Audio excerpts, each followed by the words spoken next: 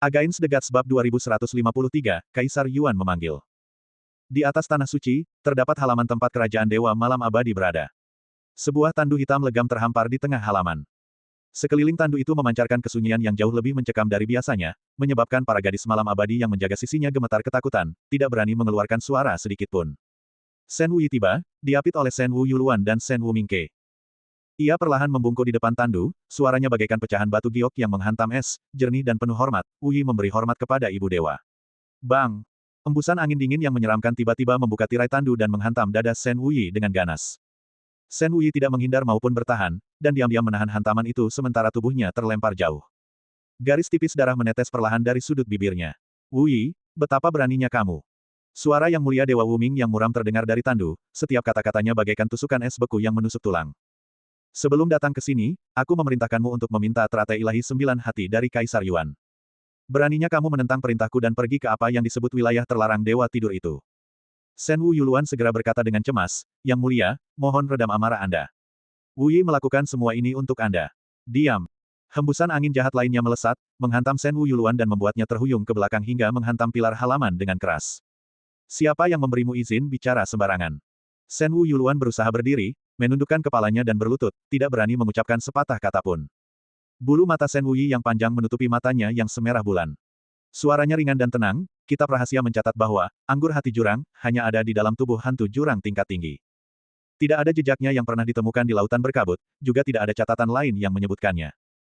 Namun, domain terlarang yang legendaris dikatakan dihuni oleh hantu jurang yang tak terhitung jumlahnya, beberapa di antaranya bahkan terbentuk dari dewa-dewa kuno yang telah jatuh. Itu adalah harapan terbesar yang bisa kubayangkan.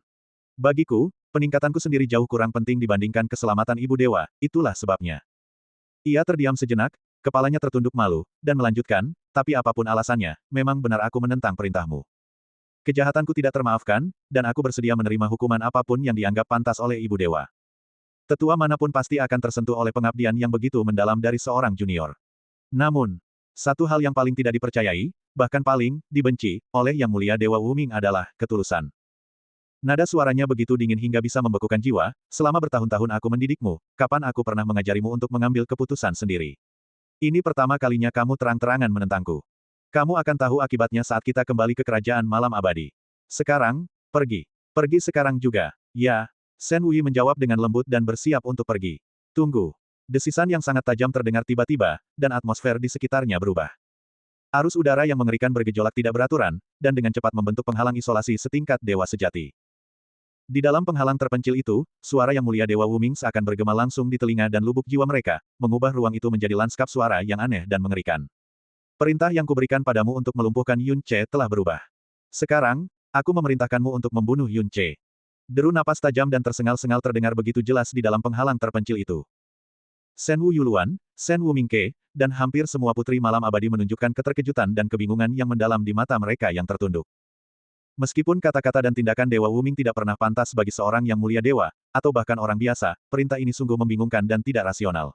Ya, Shen Wuyi dengan patuh menundukkan pandangannya dan menuruti perintahnya tanpa ragu sedikitpun. Jangan meninggalkan jejak. Suara Yang Mulia Dewa Wuming mulai diwarnai kegilaan yang menakutkan, dan jika Yun Ce berani menginjakan kaki di domain terlarang dewa yang tertidur, itu akan menjadi kesempatan yang sempurna. Surga sendirilah yang akan menentukan nasibnya. Bahkan surga pun tidak bisa menoleransi makhluk yang sangat munafik dan kotor seperti itu. Domain terlarang dewa yang tertidur itu bagaikan lautan berkabut yang istimewa dan mandiri, hampir sepenuhnya terputus dari dunia luar. Bahkan indera spiritual dewa sejati pun tidak mampu menjangkau jauh ke dalamnya, yang menjadikannya tempat yang sempurna untuk membunuh seseorang dan membuang jasadnya. Ya, jawab Shen Wuyi lagi. Pergi. Shen Wuyi bangkit, dan dia membantu Shen Wu Yuluan berdiri, dan keduanya berjalan perlahan menjauh. Penghalang isolasi belum juga sirna. Shen Wu Mingke ragu-ragu cukup lama sebelum akhirnya berbicara dengan hati-hati. Yang Mulia Dewa, setelah hari ini, Yun Ce dari Kerajaan Dewa Penenun Mimpi pasti akan terkenal di seluruh abis. Bahkan Kaisar Yuan dan Imam Besar pun pasti akan melihatnya dengan cara baru. Yang Mulia Dewa Wumeng rela mengorbankan martabatnya demi dia. Jika kita benar-benar membunuhnya, dan keterlibatan kita terbongkar, konsekuensinya sungguh sulit diprediksi. Sungguh sulit untuk diprediksi, adalah ungkapan paling bijaksana yang dapat ia ucapkan. Lagi pula, kita tidak punya keluhan apapun terhadap Yun Ce, dan kami juga tidak pernah berurusan dengan Kerajaan Dewa Penenun Mimpi. Menurut pendapatku, kita tidak perlu menyia-nyiakan tenaga kita untuk anak itu. Shen Wu Mingke memilih kata-katanya dengan sangat hati-hati, nadanya sehalus mungkin. Jika bukan karena tindakan Yang Mulia Dewa Wuming yang benar-benar tidak dapat dipahami, ia tidak akan pernah berani memberikan nasihat. Apa yang kamu tahu? Apa yang kamu tahu? Dewa Wuming tiba-tiba kehilangan kendali atas emosinya. Jeritannya yang tajam membuat Shen Wumingke menahan napas. Ia benar-benar bingung kata-katanya yang mana yang memicu reaksi seperti itu. Wanita tercantik di dunia, adalah kata-kata yang digunakan para pria untuk menipu wanita semuanya sama. Setiap kata begitu kotor sampai-sampai membuat orang ingin muntah. Bersedia menanggung hukuman menggerogoti kesengsaraan 2 kali lipat sendirian. Hahaha. Kemunafikan. Semua munafik. Hakikat manusia adalah kemunafikan. Kotor. Tak tahu malu. Keji. Bajingan. Dia lebih pandai berpura-pura daripada Shen Wusuyan. Dia bahkan lebih pantas mati daripada Shen Wusuyan. Bahkan lebih pantas lagi. Mendengar nama Shen Wusuyan, pupil mata Shen Wumingke mengerut. Saat itu juga, ia tiba-tiba mengerti mengapa Dewa Wuming memiliki niat membunuh yang begitu besar terhadap Yun Ce, pria yang tidak pernah ia benci. Shen Wusuyan, Shen Wusuyan, Shen Wusuyan. Dewa Wuming sendiri seakan tertusuk sampai ke jiwa oleh nama itu. Auranya menjadi kacau, dan suaranya melengking seperti suara hantu gila. Semua pria di dunia ini adalah Shen Wusuyan. Mereka semua binatang tak berperasaan. Mereka semua pantas mati. Shen Wumingke menundukkan kepalanya dalam-dalam, tidak berani berkata apa-apa lagi. Ia hanya bisa mendesah dalam hati atas malapetaka yang menimpa Yun Ce yang begitu parah. Tanpa sengaja ia telah menyentuh bekas luka wanita gila yang paling tak tersentuh ini. Wu Yi, apakah kamu baik-baik saja? Shen Wu Yuluan membantu Shen Wu Yi duduk dan memeriksa luka-lukanya dengan khawatir. Saya baik-baik saja. Shen Wu Yi menggelengkan kepalanya pelan. Wajahnya agak pucat, tetapi kecantikannya yang dingin dan memukau itu tidak berkurang sedikitpun. Ibu Dewa tidak memukulku dengan keras. Aku akan pulih sebelum kita memasuki wilayah terlarang Dewa yang tertidur. Shen Wu Yuluan mendesah pelan, kamu tahu konsekuensi menentangnya, jadi kenapa kamu masih? Suara Shen Wu Yi lembut, tidak menyesali meski ditegur dan dihukum dengan keras, jika kita bisa menemukan akar hati jurang, tubuh ibu dewaku akan memiliki kesempatan untuk pulih. Dengan begitu, ia akan dapat melihat wajahku dengan jelas, dan melihat kerajaan Dewa Malam Abadi yang kini ia pimpin. Umurnya juga akan diperpanjang beberapa kali lipat, memungkinkanku untuk menemaninya lebih lama. Oleh karena itu, secercah harapan pun jauh lebih penting daripada sedikit pertumbuhan bagi diriku sendiri. Saat ia berbicara, bulu mata kirinya bergetar membentuk lengkungan kecil karena luapan emosinya. Getaran halus ini terlihat jelas oleh Shen Wu Yuluan yang berada di dekatnya. Anak bodoh. Shen Wu Yuluan memeluknya dengan lembut, suaranya dipenuhi rasa sakit hati, aku tahu kamu merasa tertekan. Ini tanah suci. Indra spiritual yang mulia dewa tidak bisa menjangkau ke sini dengan bebas. Jika kamu merasa tertekan, ungkapkan saja. Jangan memendamnya dan menyakiti dirimu sendiri. Saya tidak merasa tertekan. Shen Wu Yi menyandarkan kepalanya dengan ringan di dada Shen Wu Yuluan. Senyum tipis tersungging di bibirnya saat dia berkata, sebenarnya, aku selalu tahu bahwa ketegasan ibu dewa adalah untuk kebaikanku sendiri. Kalau tidak, aku tidak akan mencapai semua ini hanya dalam 20 tahun. Hanya saja, beliau pernah terluka oleh ketulusan, jadi beliau tidak bisa membiarkan dirinya mempercayai ketulusan lagi. Ia memejamkan mata sejenak dan mendesah, terkadang, aku bahkan berharap ibu dewa juga memberiku tanda pencari kematian malam abadi. Mungkin dengan begitu, aku bisa mendapatkan lebih banyak kepercayaannya. Bagaimana kamu bisa berpikir seperti itu? Shen Wu Yuluan berbisik, hatinya sakit, bakatmu adalah harta paling berharga dari kerajaan Dewa Malam Abadi. Bagaimana mungkin itu dirusak oleh tanda pencari kematian malam abadi? Jadi, Shen Wu Yi mendongak, matanya yang bening berbinar penuh harap, ibu dewa ternyata peduli padaku, kan? Aku tidak tahu. Shen Wu Yuluan menjawab, tidak seorang pun dapat memahami pikiran yang mulia dewa. Mungkin iya, mungkin juga tidak. Namun, semua orang telah melihat betapa murni dan tulusnya perasaanmu kepadanya, dan kami semua tersentuh olehnya. Saya percaya suatu hari nanti, Yang Mulia Dewa akan kembali percaya pada ketulusan. Setelah hening sejenak, Shen Wu Yi perlahan menggelengkan kepalanya, tidak. Hilangnya kepercayaan Ibu Dewa pada semua makhluk hidup adalah bentuk perlindungan diri. Aku tidak butuh dia mencoba berubah demi aku. Aku hanya berharap dia bisa benar-benar bahagia, benar-benar sehat, dan baik-baik saja. Kali ini, saat aku memasuki domain terlarang dewa yang tertidur, aku akan berusaha sekuat tenaga untuk menemukan akar hati jurang. Jika aku tidak berhasil, aku akan mencari cara untuk menciptakan lebih banyak kesempatan untuk masuk lagi dan lagi. Suatu hari, akan tiba saatnya aku berhasil. Baiklah. Shen Wu Yuluan tersenyum, tertulis dalam catatan bahwa hati kaca berlapis salju tidak hanya memiliki jiwa yang paling murni dan sempurna, tetapi juga diberkati oleh jalan surgawi. Aku percaya pengabdianmu pasti akan menggerakkan surga dan membantumu mencapai keinginanmu. Pada saat itu, kehadiran jiwa yang tidak berwujud menyebar diam-diam. Dari dalam tandu hitam legam itu, serangkaian desisan pelan terdengar, bagaimana mungkin ada perasaan yang tulus di dunia yang kotor ini? Bagaimana mungkin ada perasaan yang tulus? Kata-kata terakhirnya seakan mengandung nada isak tangis pelan. Yun Ce, kamu harus ingat. Kemauanmu dan tindakanmu semuanya menyangkut tentang dirimu dan hidup matinya seluruh dunia. Oleh karena itu, di dunia abis, entah itu persahabatan, ikatan antara guru dan murid, cinta antara pria dan wanita, atau bahkan rasa terima kasih kepada seorang dermawan. Semuanya hanya bisa menjadi alat yang bisa kamu gunakan. Kamu sama sekali tidak boleh membiarkan secuil emosi tulus pun tercampur. Kamu lebih mengetahui karaktermu sendiri. Jika kamu mengembangkan perasaan sejati, kamu pasti akan terikat olehnya. Tapi konsekuensi dari ikatan semacam itu, kemungkinan besar adalah kutukanmu sendiri dan kehancuran abadi dunia ini. Di abis, semua perasaan tidak berperasaan. Semua perasaan tidak punya hati. Jika tidak, kutukan abadi. Kehancuran abadi. Dalam dunia yang gelap dan suram, suara Ciwu Yao bergema. Suaranya, peringatannya, bergema di jiwanya berkali-kali setiap hari. Bahkan saat dalam keadaan koma, setiap urat jiwanya tanpa henti mengingatkannya. Saat kesadarannya mulai tergerak, tali jiwanya menegang, dan ia berjuang mati-matian untuk bangun. Bagaimana? Aku bisa pingsan. Di dunia abis, setiap kelengahan adalah dosa yang tak terampuni. Bagaimana mungkin ia membiarkan kesadarannya tenggelam dalam kondisi menyedihkan seperti itu? Samar-samar, ia mendengar suara seorang gadis muda. Tuan berbohong lagi. Jelas sangat sakit, tapi dia bilang tidak sakit.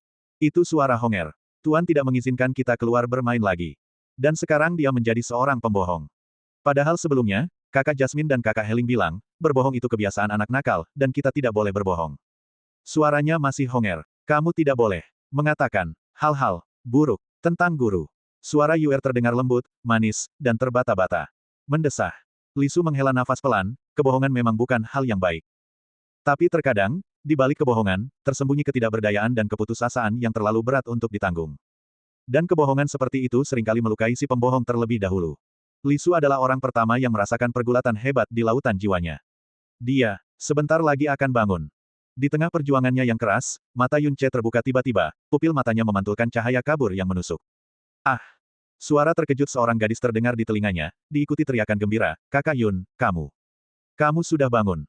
Pandangannya dipenuhi wajah Hua Caili yang seindah giok, wajah yang seindah langit dan bumi tanah suci itu sendiri. Matanya berkilau dengan air mata, bagaikan bintang yang hancur berantakan. Pipinya basah oleh air mata, begitu tragisnya hingga mampu menghancurkan hati yang sekeras batu dalam sekejap. Berapa lama? Aku tertidur. Ia mencoba mengangkat tangannya. Untungnya, kelemahan tubuhnya tidak parah, sehingga ia bisa rileks sepenuhnya. Hua Caili segera mengulurkan tangan dan dengan lembut memegang tangannya yang terluka. 6 jam. Kakak Yun, tutup matamu lagi dan istirahatlah dengan baik. Jangan memaksakan diri. Aku akan selalu di sini. 6 jam. Ia menggumamkan kata-kata itu, lalu menggoyangkan jari-jarinya dan menggenggam tangan wanita itu yang agak dingin dan seputih salju.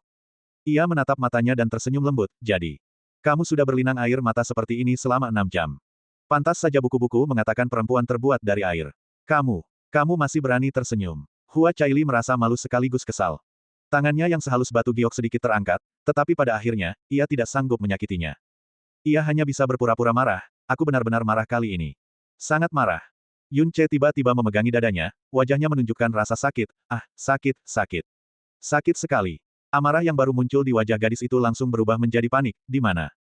Di mana yang sakit? Apakah ini luka dalam? Bagaimana mungkin? Yun Ce meringis, saat Cailiku marah, hatiku sakit. Sakitnya luar biasa, lebih sakit daripada hukuman menggerogoti kesengsaraan. Kamu. Hua Caili tidak tahu harus tertawa atau marah. Ia hanya bisa menggigit bibir dan mencakar dada Yun Ce kuat-kuat dengan jari-jarinya, yang disambut teriakan berlebihan darinya. Namun setelah teriakan itu, rasa sakit di wajah Yun Ce lenyap. Ia meraih kedua tangan gadis itu dan menggenggamnya dengan lembut, tatapannya penuh ketulusan dan keteguhan. Selama Cailiku aman dan sehat, tidak ada apapun di dunia ini yang benar-benar bisa membuatku kesakitan. Tapi, itu sangat menyakitiku. 4 kata sederhana itu berakhir dengan isak tangis lembut seorang gadis.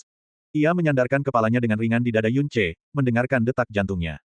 Kita jelas sepakat untuk menanggung semuanya bersama-sama, tapi kamu. Meng Kongchan berdiri di pintu, setengah mencondongkan tubuhnya masuk, wajahnya seperti topeng keseriusan untuk menyembunyikan kecanggungannya. Mungkin aku datang di waktu yang kurang tepat. Hua Caili langsung berdiri tegak, pipinya memerah, Paman Meng. Meng Kongchan berdeham serius dan mengangguk. Matanya melirik Yun Ce, kecepatan pemulihanmu sungguh luar biasa. Caili seharusnya bisa beristirahat dengan tenang sekarang. Ia melirik Hua Caili sambil tersenyum tipis, gadis kecil ini, meskipun terkenal sebagai dewi penghancur surga, ia menangis sejadi-jadinya sampai banjir air mata. Ia hampir menenggelamkan aku dan ayahnya. Warna merah muda di wajah gadis itu yang seputih salju langsung berubah menjadi merah tua yang lebih cerah.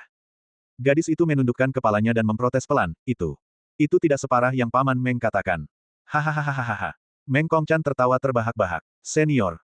Yun Che tiba-tiba berbicara, wajahnya dipenuhi penyesalan. Tindakanku tidak bijaksana dan menyebabkan banyak masalah bagimu dan Yang Mulia Huaxin. Aku tidak pernah menyangka. Meng Kongchan dengan cepat melambaikan tangan memotongnya, dengan menanggung hukuman menggerogoti kesengsaraan sendirian, kamu telah berhasil memenangkan hati kebanyakan orang untuk Cai Limu. Bahkan Kaisar Yuan mengumumkan pembatalan pertunangan secara terbuka. Ini sudah merupakan hasil terbaik yang mungkin. Soal urusan kami para tetua, kalian tidak perlu khawatir. Sambil berbicara, ia membalikkan badan. Takut tatapan Yun Che yang terlalu tajam akan menangkap bayangan kesedihan di matanya. Saat ini, terdengar suara tua dari luar, orang tua ini, Long Ziming, akan meninggalkan tanah suci dan datang khusus untuk mengucapkan selamat tinggal kepada anak Dewa Yuan. Aku ingin tahu apakah anak Dewa Yuan telah terbangun. Semangat Yun Che sedikit terangkat, dan ia segera berkata, Senior, aku punya ikatan batin yang dalam dengan klan naga. Jika Raja Naga datang dan mengucapkan selamat tinggal secara pribadi, pasti ada hal penting yang ingin beliau sampaikan. Meng Kongchan mengangguk dan melangkah keluar. Tidak lama kemudian, Raja Naga tiba sendirian, membawa aura kuno dan kental dari seekor naga leluhur. Kondisi Yun Che stabil. Meng Kongchan merasa lega, namun hatinya tetap terasa berat. Di puncak awan Eden, raungan dan tuduhan Dian Lohou yang penuh amarah masih terngiang di telinganya. Yun Che telah menaklukkan semua orang termasuk imam besar dengan tekadnya yang luar biasa, menghancurkan rintangan yang tampaknya tak teratasi antara dirinya dan Hua Caili. Namun, ketika persepsi semua orang tentang mereka bergeser dari negatif menjadi positif, baik bagi kerajaan Dewa Shen Luo maupun Dian Lohou, hal itu tidak diragukan lagi menambah bahan bakar ke api, penghinaan yang semakin menjadi-jadi. Ia tahu kemarahan Dian Lohou memang beralasan. Dua orang yang paling ia percayai telah memberinya pengkhianatan dan penghinaan terbesar dalam hidupnya. Mendesah. Sambil menghela nafas berat, matanya tiba-tiba menangkap sekilas sosok hijau. Qin Ying. Dia sangat gembira dan berteriak tanpa sadar. Apakah Yun Che sudah bangun? Hua Qin Ying bertanya dengan lemah. Dia sudah bangun. Meng Kongchan maju beberapa langkah dan berpura-pura bersikap santai. Tubuh anak itu cukup kuat. Bagus. Sambil berkata demikian, sosok hijau itu telah melayang jauh ke angkasa, meninggalkan Dewa Wumeng yang belum selesai mengucapkan kalimatnya. Meng Kongchan tanpa sadar mengangkat tangan seakan ingin memanggilnya, lalu menurunkannya lagi sambil mendesah. Saat itulah aura yang tidak terduga mendekat dengan cepat. Ekspresi Meng Kongchan mengeras. Ia perlahan berbalik menghadap seorang pria berbalut baju besi perak dingin dengan wajah tegas dan aura yang menekan. Ksatria Abis, Dugu Zuyuan, memberi hormat kepada Dewa Wumeng.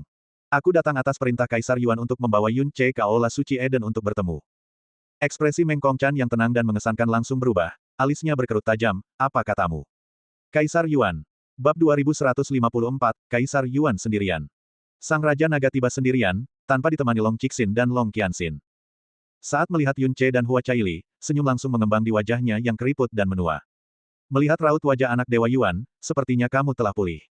Anak Dewa Yuan, kamu diam-diam menanggung 2 kali lipat hukuman menggerogoti kesengsaraan, sebuah tindakan yang belum pernah terjadi sebelumnya, dan aku rasa akan sulit bagi siapapun untuk menirunya. Rasa terkejut di hati orang tua ini masih belum pudar hingga saat ini. Menyaksikan sosok yang luar biasa seperti dirimu di usia senjaku sudah cukup untuk melengkapi hidupku. Yun Che duduk dan berkata dengan nada meminta maaf, Tuan Naga Senior, kamu terlalu memujiku. Junior ini sungguh tidak pantas. Tubuhku masih lemah, jadi aku tidak bisa berdiri untuk menunjukkan rasa hormat yang semestinya. Kuharap senior memaafkan ketidaksopananku. Anak Dewa Yuan, kamu terlalu serius. Begitu mulia, begitu berbakat dan berkemauan keras, namun tetap rendah hati dan sopan. Kekaguman di mata Long Ziming semakin dalam. Anak Dewa Yuan dan Dewi Caili benar-benar pasangan yang serasi, pasangan yang sempurna. Setelah berhasil mengatasi rintangan sebesar ini, kamu pasti akan menjadi legenda abadi di Abis. Memikirkan putranya sendiri, yang kepadanya dia telah melimpahkan seluruh sumber daya klan dan bahkan menggunakan cara yang tidak bermoral untuk membesarkannya, hatinya menjadi masam dengan desahan. Dibandingkan dengan pria di hadapannya, perbedaannya lebih besar dari perbedaan antara kunang-kunang dan bulan yang terang. Hua Caili cukup senang dengan pujian Long Ziming. Ia juga bisa merasakan rasa hormat Yun Che kepada Raja Naga, jadi ia menjawab dengan penuh hormat, terima kasih atas pujianmu, Raja Naga Senior.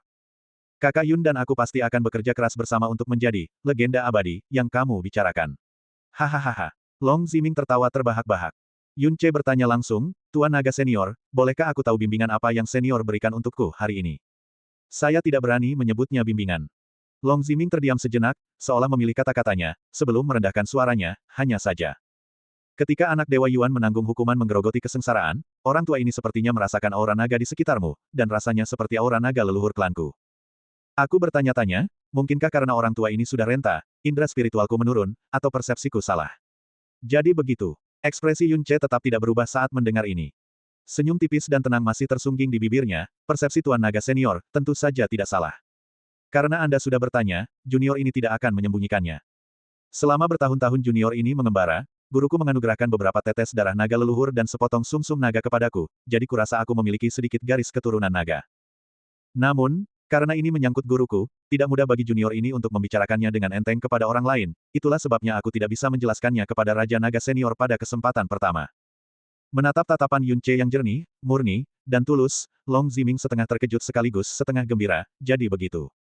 Tidak kusangka anak Dewa Yuan punya hubungan yang begitu dalam dengan garis keturunan naga leluhurku. Mengingat penampilan Yun Ce, yang telah disaksikan semua orang di Tanah Suci, status dan prestasinya di masa depan pasti akan mencapai puncaknya. Jika klan naga dekat dengannya, dengan koneksi garis keturunan sebagai ikatan, itu akan membawa banyak manfaat dan tidak ada kerugian. Yun Ce mengambil kesempatan itu untuk menambahkan, aku membayangkan bahwa ketika Long Si membantuku saat itu, kemungkinan besar dia merasakan aura naga leluhur dariku. Benar, benar. Long Ziming mengangguk berulang kali. Ia sempat bingung mengapa seseorang dengan temperamen seperti Long Si mau berinisiatif membantu orang lain, tetapi sekarang semuanya masuk akal. Kurasa gurumu itu pasti bersama leluhur klan nagaku. Menyadari keceplosannya di tengah kalimat, ia mengoreksi dirinya sendiri, berani sekali orang tua ini berspekulasi tentang orang luar biasa seperti gurumu yang terhormat. Maafkan aku. Bersamaan dengan itu, dia mengeluarkan sebuah batu giok berbentuk persegi, seluruhnya berwarna putih pucat dan bertuliskan sebuah formasi mendalam yang bersinar redup, dari sana seseorang dapat merasakan kekuatan naga yang sedang tertidur. Pegunungan naga leluhur, tempat klan nagaku berada, selalu dilindungi oleh penghalang isolasi raksasa untuk menangkal debu jurang. Dengan tablet giok ini, anak Dewa Yuan dapat masuk dan keluar sesuka hati. Saat dibutuhkan, tunjukkan tablet ini, dan naga leluhur manapun yang melihatnya pasti akan menawarkan bantuan penuh mereka. Ini. Yun Ce tampak terkejut dengan betapa beratnya hadiah itu. Bagaimana mungkin junior ini layak? Namun, Long Ziming langsung meletakkan tablet giok itu ke tangan Yun Ce dan mundur selangkah, lalu tersenyum, dengan begitu, orang tua ini akan menunggu kedatangan anak Dewa Yuan, dan Dewi Caili di pegunungan naga leluhur kapan saja. Setelah Long Ziming pergi, Hua Caili langsung memasang ekspresi kagum yang setengah tulus dan setengah menggoda. Wah, seperti yang kuduga dari kakak Yun. Aku bahkan belum pernah mendengar tentang prasasti giok klan naga ini. Sungguh, hanya sehari di puncak awan Eden, kamu mengguncang dunia, dan sekarang siapa lagi yang tidak memujimu? Hehe, Yun Ce menyimpan tablet giok itu. Wajah dingin dan kaku serta suara Long Si yang nyaris tanpa emosi melintas di lautan jiwanya. Ia berkata dengan santai, karena telah menerima hadiah sebesar ini, kurasa aku harus meluangkan waktu untuk mengunjungi klan naga. Kalau begitu, ayo kita pergi bersama. Seru Hua Caili. Wanita muda itu yang tadinya tidak tertarik pada klan naga, kini matanya berbinar-binar penuh harap. Bukan pemandangan jauh yang ia dambakan, melainkan orang yang akan menemaninya dalam perjalanan. Saat itu, Meng Kongchan berjalan masuk perlahan, langkahnya tampak ragu-ragu dan berat. Bahkan auranya tampak beberapa derajat lebih lemah dari biasanya. Yun Ce langsung merasakan firasat yang tidak baik dan bertanya, "Senior, apakah sesuatu telah terjadi?" Karena masalah ini melibatkan Kaisar Yuan yang tidak terduga, Meng Kongchan tidak tahu apakah harus bersikap santai untuk menenangkan Yun Ce atau bersikap serius untuk memperingatkannya agar lebih berhati-hati. Pada akhirnya, ia hanya bisa mempertahankan postur netral, dan berbicara dengan nada terukur, Kaisar Yuan telah merasakan bahwa kamu telah terbangun. Ia ingin kamu menemuinya di Aula Suci Eden. Dan ini adalah panggilan segera. Ah! Hua Caili langsung berdiri dari samping Yun Ce, matanya yang indah langsung dipenuhi kecemasan. Paman Kaisar Yuan. Apakah dia mengatakan untuk apa dia ingin bertemu kakak Yun? Meng Kongchan menggelengkan kepalanya, kehendak Kaisar Yuan tidak bisa ditebak. Yuaner, kamu. Ia ingin menenangkan emosi Yun Ce, tetapi ia mendapati tatapan mata pemuda itu setenang air, sama sekali tanpa rasa khawatir dan takut yang seharusnya dirasakan seseorang saat menghadapi Kaisar Yuan sendirian. Hati Meng Kongchan langsung tenang. Ia bahkan menghadapi hukuman menggerogoti kesengsaraan dengan martabat yang tak kenal takut. Apa di dunia ini yang bisa membuatnya takut? Yun Ce bangkit dari sofa giok. Meskipun wajahnya pucat dan langkahnya goyah, senyumnya sangat tulus, dipanggil oleh Kaisar Yuan adalah kehormatan besar yang tidak berani diimpikan oleh siapapun seumur hidup mereka. Bagaimana mungkin aku lambat merespons? Aku akan pergi sekarang. Ketika Yun Ce keluar, Dugu Zuyuan sudah menunggu dengan tenang. Melihat Yun Ce, ia mengepalkan tinjunya memberi hormat, anak Dewa Yuan. Gerakan ini membuat alis Meng Kongchan berkedut dan bibir Hua Caili sedikit terbuka. Mengingat status tertinggi Dugu Zuyuan, ini sepertinya pertama kalinya ia bersujud kepada anak dewa dari kerajaan dewa. Jelas bahwa prestasi Yun Ce dalam menahan 2 kali lipat hukuman menggerogoti kesengsaraan telah memenangkan kekaguman lebih dari sekadar penduduk kerajaan dewa. Yun Ce membalas hormatnya, "Dugu Senior, aku sudah lama mendengar nama besarmu." Dugu Zuyuan menyingkir memberi jalan, Kaisar Yuan telah memanggil anak Dewa Yuan untuk bertemu di Aula Suci Eden, dan memerintahkan saya untuk mengawal Anda sepanjang perjalanan. Silahkan. Aku berterima kasih. Yun Ce mengangguk pelan dan melangkah maju. Sikapnya yang terlalu tenang juga membuat Dugu Zuyuan terkejut. Dugu Zuyuan mengangguk pelan kepada Meng Kongchan. Tepat saat hendak pergi, ia tiba-tiba menoleh ke arah Hua Caili. Caili, aku punya permintaan yang tidak pantas, dan kuharap kamu tidak ragu untuk membantu. Hua Caili tersenyum licik, Paman Dugu tiba-tiba bersikap begitu sopan, pasti bukan hal yang baik. Kurasa, mungkin ada hubungannya dengan bibiku lagi. Dugu Zuyuan tersenyum tipis, Caili tetap tajam seperti biasa. Aku telah melawan Dewi Pedang 12 kali. Rekor saat ini adalah 6 kali kalah, 3 kali menang, dan 3 kali seri. Aku belum pernah bisa menerima ini. Baru-baru ini aku mendapatkan terobosan dan ingin sekali melawan Dewi Pedang sekali lagi. Akhirnya aku memiliki kesempatan untuk melihatnya di Tanah Suci, tetapi sayangnya, dia sama sekali mengabaikan tantanganku. Tepat seperti dugaanku. Hua Caili berkata sambil tersenyum lebar, jadi, Paman Dugu ingin aku membujuk bibiku untuk bertarung denganmu lagi. Hati Yun Ce tergerak. Sebagai ksatria abis nomor 1, tentu saja ia sudah lama mengenal nama Dugu Zuyuan. Namun, fakta bahwa ia hanya sedikit lebih rendah dari Hua Qinying dalam pertarungan, bahkan setelah menang 3 kali, membuatnya tidak bisa menahan diri untuk tidak terkejut. Ya, jawab Dugu Zuyuan dengan jujur. Jika Caili bersedia membantu, kamu boleh menyebutkan syarat apapun. Informasi tentang Dugu Zuyuan menegaskan bahwa di balik ketenangan dan keanggunannya, dia adalah seorang maniak bela diri sejati. Kekuatan dan statusnya saat ini berawal dari pengejaran jalan mendalam yang telah tertanam kuat dalam jiwanya sejak lahir. Ketekunan dan obsesinya terhadap jalan mendalam melampaui imajinasi praktisi biasa. Satu-satunya yang disayangkan adalah meskipun bakatnya sangat tinggi, pada akhirnya bakatnya hanya sedikit lebih lemah daripada mereka yang diberkati oleh surga. Dan celah yang tampak kecil ini merupakan jurang yang bahkan tidak dapat diseberangi dengan usaha berkali-kali lipat, yang mencegahnya untuk benar-benar melampaui Hua Qinying. Hua Caili tampak memikirkannya dengan serius sebelum mengangguk, baiklah, aku akan mencoba membujuk bibiku, tetapi keputusan akhir tetap ada di tangannya. Lagi pula, meskipun bibiku terobsesi dengan ilmu pedang, dia tidak suka bertarung. Cahaya aneh melintas di mata Dugu Zuyuan saat ia berkata dengan sungguh-sungguh, terima kasih. Jika permintaanku terkabul, aku akan memberimu hadiah yang sangat besar. Anak Dewa Yuan, silahkan. Saat Yun Ce mengikuti Dugu Zuyuan ke kejauhan, sikap santai yang dipaksakan Hua Caili langsung hancur, membuatnya bingung dan diliputi kekhawatiran. Paman Meng, mungkinkah Paman Kaisar Yuan telah merasakan suatu rahasia tentang kakak Yun? Ada terlalu banyak hal luar biasa tentang Yun Ce. Energi mendalamnya dapat meletus dengan kekuatan yang jauh melampaui alamnya, ia memiliki banyak energi mendalam unsur yang hidup berdampingan, garis keturunan naga leluhur, dan bahkan energi mendalam cahaya. Selain itu, ada gurunya yang dikabarkan, yang sangat misterius, namun tidak seorang pun pernah tahu sedikit pun tentangnya. Itu cukup untuk membuat eksistensi seperti Kaisar Yuan pun memperhatikannya, dan bahkan tidak. Meng Kongchan menggelengkan kepalanya, tatapannya tertuju pada puncak awan Eden yang jauh. Temperamen Kaisar Yuan sangat dingin. Dia sama sekali tidak peduli dengan apapun. Dia tidak memiliki keinginan apapun yang dikenal dunia sekuler, juga tidak pernah menyelidiki rahasia orang lain. Bahkan keajaiban yang belum pernah terjadi sebelumnya di mata dunia pun tidak pantas untuk dipandang sebelah mata olehnya. Oh, baguslah. Ayah Dewa juga sepertinya pernah mengatakan hal serupa sebelumnya. Hua Caili menghela napas lega. Tapi justru karena temperamen Kaisar Yuan itulah yang membuat kekhawatiran di hati Meng Kongchan semakin menjadi-jadi. Melapor kepada Yang Mulia, seluruh area di sekitar Tanah Suci telah digeledah, dan beberapa informan telah dikerahkan, namun tidak ditemukan jejak aura Pan Buang. Yang Mulia Dewa Qiheng mendengarkan dengan tenang, ekspresinya tidak tergerak, tetapi tatapan matanya gelap dan tidak terbaca.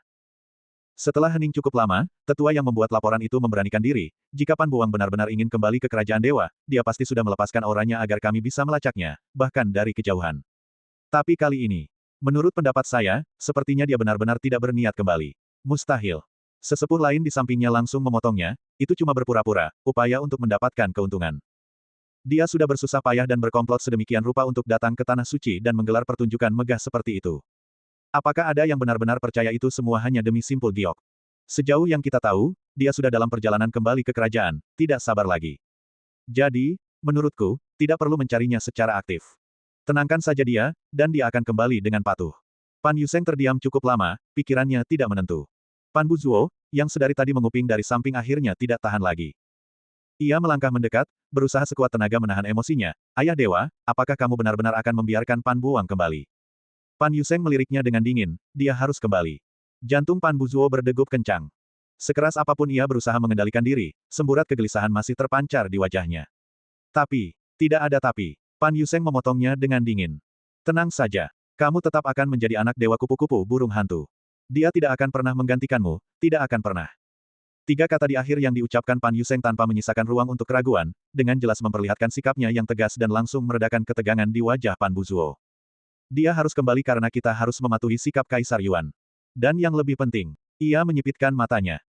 Pada saat itu, kilatan gelap berkilat di dalam matanya saat dia melanjutkan, tubuh kegelapannya, dan pemutus malam bintang abadi, yang ia pahami adalah teknik luar biasa yang dapat selamanya bermanfaat bagi kerajaan Dewa Xiao di kita. Bagaimana mungkin mereka dibiarkan begitu saja di luar?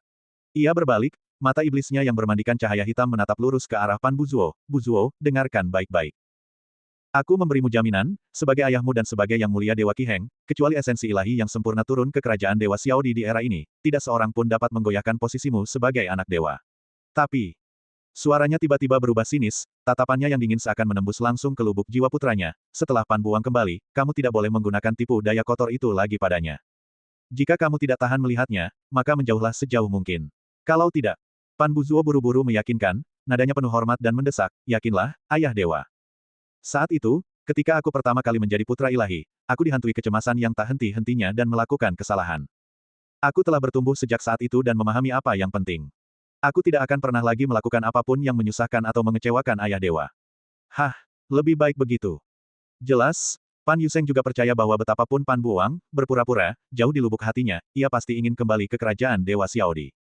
Lagi pula, meskipun ia tidak bisa menjadi anak dewa lagi, ia tetaplah putra kerajaan Dewa Xiaodi.